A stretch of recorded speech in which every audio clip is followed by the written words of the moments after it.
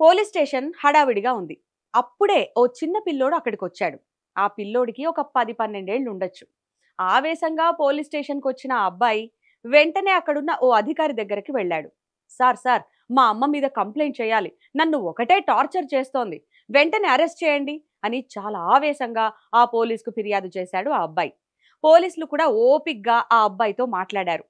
ఎలా టార్చర్ చేస్తోంది? ఎందుకు టార్చర్ చేస్తోంది? అని కాస్త బుజ్జగించినట్టే అడిగారు. అప్పుడు ఆ అబ్బాయి అసలు విషయం చెప్పడంతో అక్కడున్న పోలీసులంతా అవాక్కయ్యారంటే నమ్మండి. దీనికి ఇలా కూడా కంప్లెయింట్ చేయొచ్చా అని షాక్ అయ్యారంట ఆ అధికారులు. ఇంతకీ ఏమని కంప్లెయింట్ చేశాడో తెలుసా? వాళ్ళ మమ్మీ ఆ అబ్బాయిని రోజు చదువుకోమని చెబుతోందంట. కొన్ని రోజులుగా ఫోన్ చూస్తూ సరిగా చదవట్లేదని తిడుతోందంట.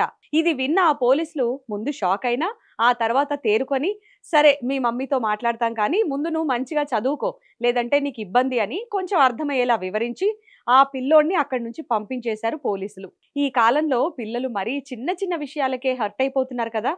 మీరు కూడా కొంత జాగ్రత్త అండి బాబు.